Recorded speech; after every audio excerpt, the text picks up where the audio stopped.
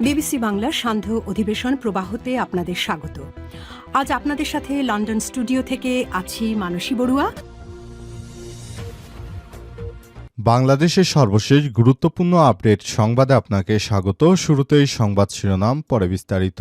প্রথমেই জানাবো আমাদের হাতে থাকা সর্বশেষ গুরুত্বপূর্ণ সবথেকে তাজা আপডেট সংবাদ। ওসমান হাদি হত্যাকাণ্ড সেই ফয়সাল শো সংশ্লিষ্টদের ব্যাংকে ১২৭ কোটি টাকা লেনদেনের তথ্য পেল সিআইডি। ইনকিলাব মঞ্চের মুখপাত্র শরীফ ওসমান বিন হাদি হত্যাকাণ্ডের ঘটনায় মূল অভিযুক্ত ফয়সাল করিম মাসুদ তার সত্য সংশ্লিষ্টদের ব্যাংক হিসাবে মোট ২১৮ কোটি টাকার বেশি অস্বাভাবিক লেনদেনের তথ্য পেয়েছে সিআইডি। এক বিজ্ঞপ্তিতে বিষয়টি জানিয়েছে সিআইডির অতিরিক্ত বিশেষ police super media Mohammad Abu Taleb. এরপর জানাবো রাজধানীতে চাঁদার জন্য নির্মাণ প্রতিষ্ঠানের ম্যানেজারকে গুলি। রাজধানীর মহাখালীতে চাঁদাবাজদের গুলিতে নির্মাণ প্রতিষ্ঠানের এক ম্যানেজার আহত হয়েছে। তাকে ঢাকা মেডিকেল কলেজ হাসপাতালে চিকিৎসা দেওয়া হচ্ছে। তার নাম মোহাম্মদ নাজিম উদ্দিন, বয়স ৪২। আজ বিকালে নার্সিং ইনস্টিটিউটের একটি নির্মাণাধীন ভবনের ভেতরে এমন ঘটনা ঘটেছে। এদিকে আওয়ামীপন্থী ডিনদের পদত্যাগপত্র লিখে এনে কল করলেন রাকসু জিএস। রাজশাহী বিশ্ববিদ্যালয়ের ৬টি অনুষদ আওয়ামীপন্থী ডিনদের পদত্যাগের দাবিতে কর্মসূচি পালন করছে রাকসু সাধারণ সম্পাদক জিএস সালাউদ্দিন আম্মার। এ সময় ৬ ডিনের কেউ ক্যাম্পাসে না থাকায় গণমাধ্যম কর্মীদের সামনে একে একে তাদের সবাইকে কল করেন সালাউদ্দিন আম্মার। এ বিষয়ে গুরুত্বপূর্ণ সংবাদ জানাবো, সঙ্গেই থাকুন। এবারে জানাবো বিচার কাজ বিলম্ব করতেই ট্রাইব্যুনালকে বিভ্রান্তর চেষ্টা, বললেন চিফ প্রসিকিউটর। বিচার কাজ বিলম্ব করতে আসামি পক্ষ একের পর এক আবেদন করে ট্রাইব্যুনালকে বিভ্রান্ত করার চেষ্টা করছে বলে মন্তব্য করেছেন আন্তর্জাতিক অপরাধ ট্রাইব্যুনালের চিফ প্রসিকিউটর মোহাম্মদ তাজুল ইসলাম। গুম নির্যাতনের ঘটনায় করা মানবতাবিরোধী অপরাধের মামলায় গ্রেপ্তার ১৬ সেনা কর্মকর্তা সহ ১৭ জনের বিরুদ্ধে অভিযোগ গঠনের বিষয়ে আদেশ পিছিয়ে আগামী মঙ্গলবার দিন ধার্য করেছে আন্তর্জাতিক অপরাধ ট্রাইব্যুনাল। এবং সর্বশেষ জানাবো পুড়ে হত্যার ঘটনায় দৃশ্যমান বিচার কাজ চায় জনগণ, বললেন রিজভী। দেশের বিভিন্ন স্থানে আগুনে পুড়ে হত্যা সহিংস ঘটনার সুষ্ঠু তদন্ত এবং দোষীদের দৃশ্যমান শাস্তির দাবি জানিয়েছে বিএনপির সিনিয়র যুগ্ম মহাসচিব অ্যাডভোকেট রুহুল কবির রিজভী। তিনি বলেছেন, একের পর এক চোরাগুপ্তা হামলার ঘটনায় মানুষের মধ্যে আতঙ্ক এবং নানারূপ প্রশ্ন তৈরি হচ্ছে, যা রাষ্ট্রের জন্য খুবই উদ্বেগজনক একটি ঘটনা হয়ে দাঁড়িয়েছে। প্রিয় দর্শক, এতক্ষণ শুনছিলেন সংবাদ শিরোনাম, এবারে বিস্তারিত। তবে তার আগে বন্ধুরা অনুরোধ থাকবে এই সংবাদটিতে একটি লাইক দিন।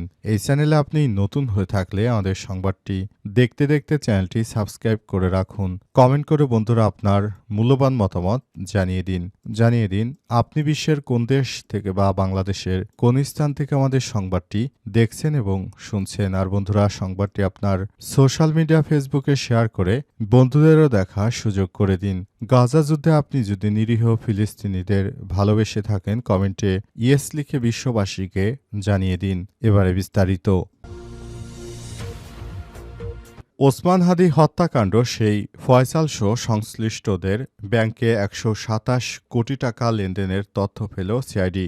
ইনকিলাব মঞ্চের মুখপাত্র শরীফ ওসমান বিন হাদি হত্যাকাণ্ডের ঘটনায় মূল অভিযুক্ত ফয়সাল করিম মাসুদ ও তার স্বার্থ সংশ্লিষ্টদের ব্যাংক হিসাবে মোট ১২৭ কোটি টাকার বেশি অস্বাভাবিক লেনদেনের তথ্য পেয়েছে সিআইডি। আজ এক বিজ্ঞপ্তিতে বিষয়টি জানিয়েছে সিআইডির অতিরিক্ত বিশেষ police super media Abu Taleb. বিভিন্ন আইনশৃঙ্খলা রক্ষাকারী বাহিনী ও গোয়েন্দা সংস্থা থেকে প্রাপ্ত তথ্য পর্যালোচনা ও বিশ্লেষণ করে প্রাথমিকভাবে সিআইডি এই অস্বাভাবিক লেনদেনের তথ্য পেয়েছে। এর পরিপ্রেক্ষিতে ইতিমধ্যেই মানি লন্ডারিং প্রতিরোধ আইন ২০১২ অনুযায়ী ফয়সাল শো তার স্বার্থ সংশ্লিষ্ট ব্যক্তিদের অর্থ পাচার সংক্রান্ত অনুসন্ধানের কার্যক্রম শুরু করে সিআইডি। এতে আরও বলা হয়েছে, ওসমান হাদি হত্যাকাণ্ডের মূল অভিযুক্ত ফয়সাল করিম মাসুদ ওরফে দাউদ খান ওরফে রাহুল এখনও গ্রেপ্তার না হলেও হামলার আলামত গোপন এবং অভিযুক্তকে পালাতে সহায়তার অভিযোগে তার পরিবারের সদস্য সহ একাধিক সহযোগীকে গ্রেপ্তার করেছে আইনশৃঙ্খলা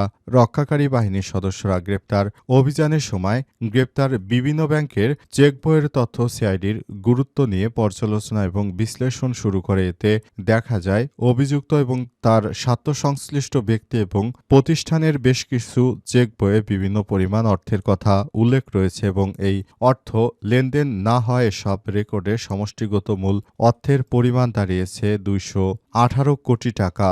এই টাকা মূলত তারা লেনদেন করতে চেয়েছিল এসব বিষয়ই জানা গেছে।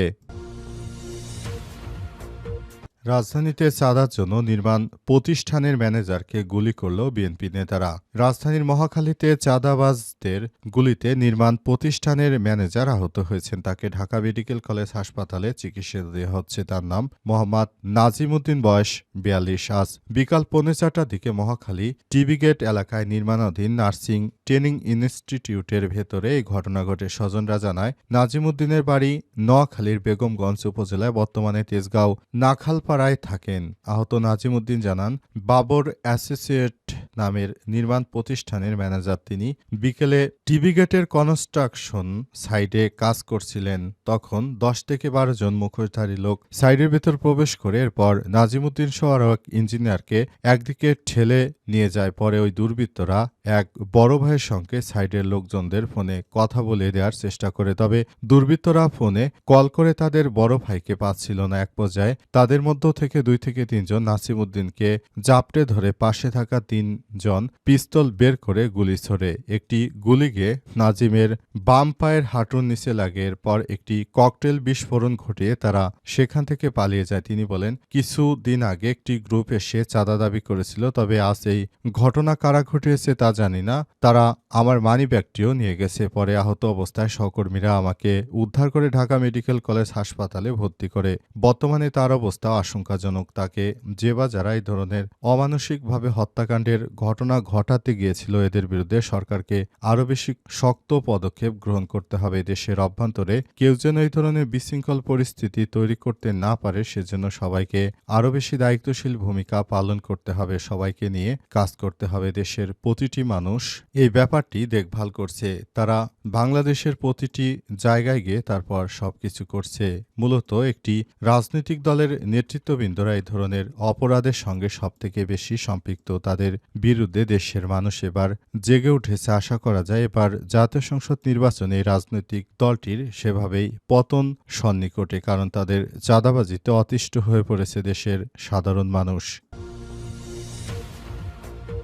আওয়ামীপন্থী ডিনদের পদত্যাগপত্র লিখে এনে কল করলেন রাকসু জিএস। রাজশাহী বিশ্ববিদ্যালয়ের 6টি অনুষদে আওয়ামীপন্থী ডিনদের পদত্যাগের দাবিতে কর্মসূচি পালন করছে রাকসুর সাধারণ সম্পাদক জিএস সালাউদ্দিন আম্মার। এ সময় 6 ডিনের কেউ ক্যাম্পাসে না থাকায় গণমাধ্যম কর্মীদের সামনে একে একে তাদের সবাইকে কল করেন সালাউদ্দিন আম্মার। রোববার সকালে রাকসু ভবনের সামনে অবস্থান কর্মসূচি পালন করেন তিনি। একই সঙ্গে তাদের উদ্দেশ্যে লেখা পদত্যাগপত্র প্রকাশ করেন। এই 6 ডিন হলেন আইন অনুষদের অধ্যাপক ড আবু নাসের মোহাম্মদ ওয়াহিদ, বিজ্ঞান অনুষদের অধ্যাপক ড নাসিমা আক্তার, ব্যবসা শিক্ষা অনুষদের পরিষদ ড এস.এম. কামরুন নাহার, সমাজবিজ্ঞান অনুষদের অধ্যাপক ড এস.এম. একরামুল্লাহ, প্রকৌশল অনুষদের অধ্যাপক ড বিমল কুমার প্রামাণিক ও ভূমিবিজ্ঞান অনুষদের অধ্যাপক ড এ.এইচ.এম. সেলিম রেজা। রাকসু ভবনের সামনে দাঁড়িয়ে আম্মার বলেছেন, ডিনদের সঙ্গে যোগাযোগ করা হলেও কেউ ক্যাম্পাসে আসছে না। তারা বিগত সময় শেখ হাসিনার সময় বাংলাদেশের বিরুদ্ধে গিয়ে অবস্থান গ্রহণ করেছিল। তাদেরকে আমরা কোনোভাবেই ছাড় দিতে পারি না, কারণ তারা শিক্ষার্থী হত্যার জন্য সরাসরি দায়ী। তাদের হাতে লেগে আছে শিক্ষার্থীদের রক্ত।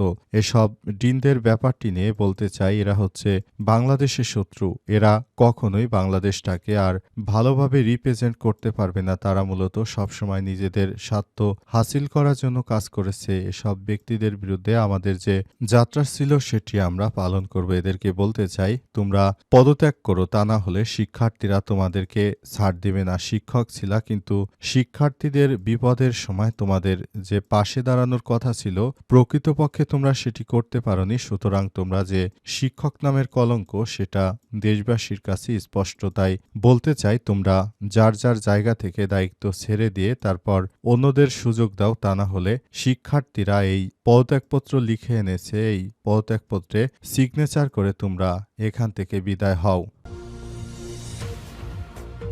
বিচার কাজ বিলম্ব করতে ট্রাইব্যুনালকে বিভ্রান্তের চেষ্টা।